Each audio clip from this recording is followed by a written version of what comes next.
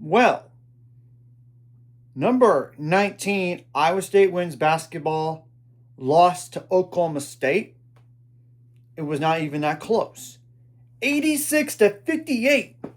So what exactly happened? I apologize for looking down because I cannot memorize all this stuff. And I know they're down Addy Brown. They also were down another player, but still. This is now 5 straight losses. They started in the top 10 when they were unbeaten. Then they lost to Baylor and lost every game 6. So Iowa State's 2-5 in the Big 12 now. 14-5 overall, while Oklahoma State 16-4 overall, 5-2 in the Big 12. Yeah. Oklahoma State was even favored in this game, despite Iowa State being ranked. Oklahoma State at the very end of the day was favored by 10.5. Yeah, they more than covered it. At halftime, it was 43-21. Oklahoma State was up. Oklahoma State did score 43 points again in the second half, while Iowa State scored 37. There's obviously more to the game than that. That's why I'm going to go over the stats for the game. Iowa State shot 39% from the field on 59 attempts, 29% on threes on 17 attempts, 58% on free throws on 12 attempts, 32 rebounds, 12 of those offensive, 11 assists, 17 turnovers, which is way too much, 4 steals, 3 blocks, and 14 fouls. How many points off the bench? 2 plus 2, that's 4, plus 3, that's 7, plus 1, that's 8, plus 9, that's 17 points. And only 2 double-digit scores. They'll come back for 30 points.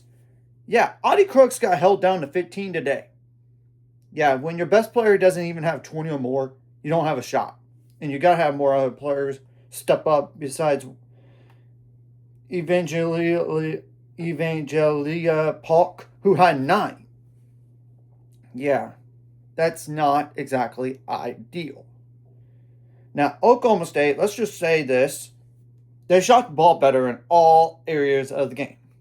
First things first, though. 19 bench points. 4 double-digit scores.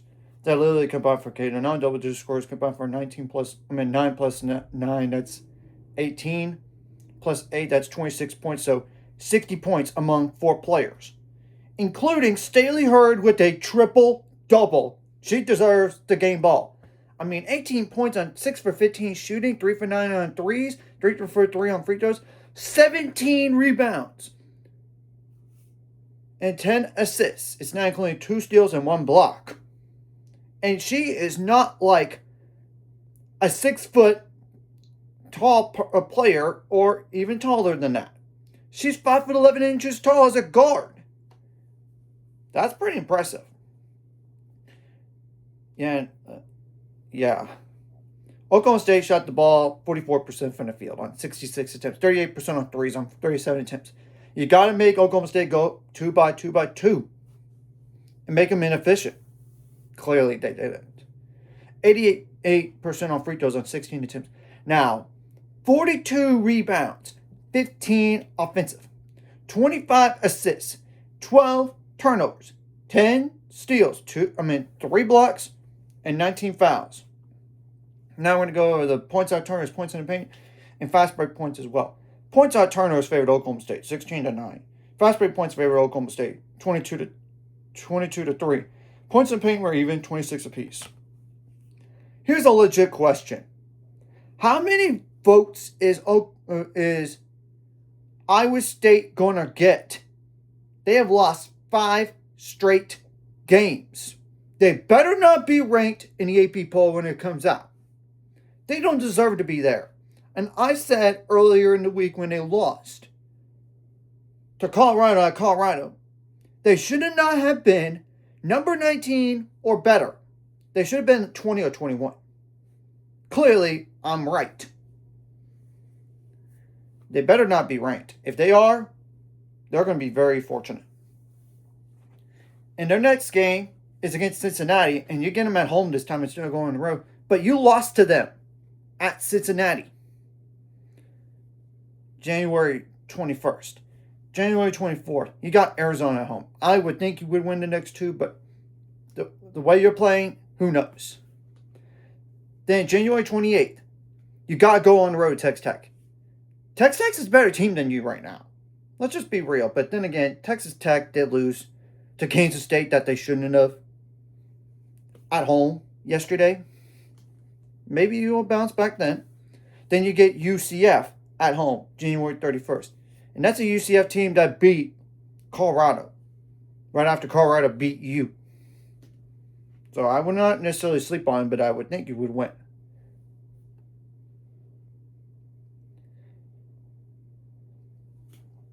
And then February 7th, you got to go on the road to Utah.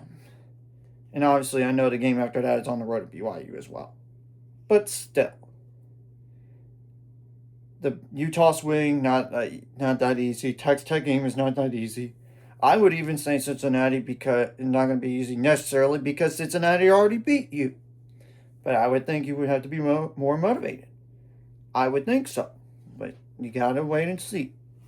And I think it's safe to say, Iowa State, you're not winning the Big 12 in women's basketball for sure now.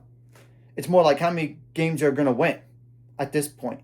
And I would think they still make the NCAA tournament, but the way they're playing, they could get back down to where they were last year as a bubble team if they continue. I'm just saying. Now, Oklahoma State, they were not even receiving votes in the AP poll. They should be now. Should be. And they were receiving votes the week of the Baylor game before Oklahoma State blew that 19-point lead. And got outscored the rest of the game 36-8. Well, Oklahoma State, your next game is literally a week from now. It's against Colorado. Don't sleep on them. Colorado beat this Iowa State team. And they pushed Baylor at Baylor. Though, they did lose to UCF. January 28th, you got BYU at home. That's huge. You got them at home and still going on the road. February 1st, you got to go on the road to Arizona. Arizona beat BYU, so I would not sleep on them by any means. Then you got to go on the road to Arizona State, February 4th. Arizona State's better this year than last year, clearly, with Molly Miller as the head coach. Then you get UCF at home, February 7th. I would think you would win that game. Same thing goes for Arizona at Arizona, but you never know. So, it's manageable, to say the least. Yeah, the rest of the games for the regular season for Oklahoma State, by the way, are in February. And they are in good position in terms of the conference because of the 5-2. With Texas Tech at 6-1, TCU at 6-1, Baylor 6-1. But here's the kicker. They don't own head-to-head against Baylor. They don't. And Oklahoma State does have to play Texas Tech, but luckily you get that game at home. And you do have a rematch with Iowa State, but that would be in Ames. Ames, though it's not like impossible. You could win there or anything like that. You also have to play Utah at home, then West Virginia on the road. That's not necessarily an easy game. Especially, at least you have like 5 days to prepare for that West Virginia game. But still, and I would not overlook Kansas State either because Kansas State beat Texas Tech unexpectedly yesterday. In Lubbock, mind you. So there's some tougher games ahead for Oklahoma State. I do think they're going to drop at least one of those tougher games. It's more like how many of them. Now, Iowa State, I already kind of said they're not going to win the conference. It's more like where are they going to finish in the conference.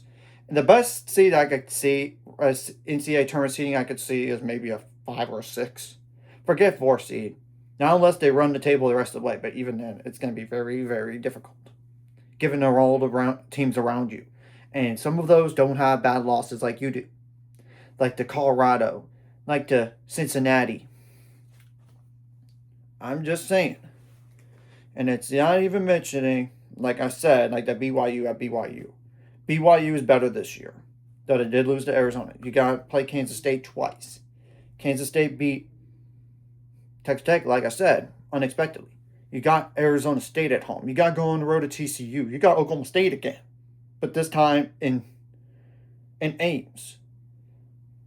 So there are games that are going to be tough, to say the least. And if you lose to Cincinnati again, you might put yourself on a bubble. I'm just saying.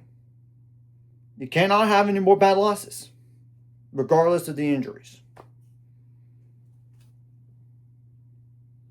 So, anyways, if you like this content, hit the like, subscribe button. See you guys later on the road to 800 subscribers. Of course, ultimate goal is 1,000 more. So, many more. Of course, like video, comment video really helps YouTube algorithm. Some more people see it. Sharing the video does help as well, so more people can watch. And if you're watching and not subscribed, hit subscribe button, free notification bell as well. And yes, actually, West Virginia is also 5-2 in the Big 12, and Arizona State's 4-2, but they didn't play this.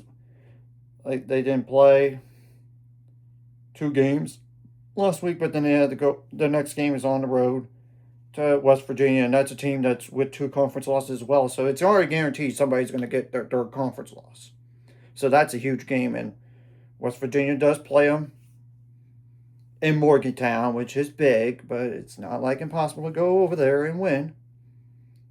And obviously Utah does host Texas Tech next game, so that's really big for their conference standings coming up. So you totally get it. And they obviously don't have head-to-head against Baylor, just being honest. But they have head-to-head against TCU, if TCU were to get 2 conference losses. So you get the whole picture, and we have to wait and see what happens.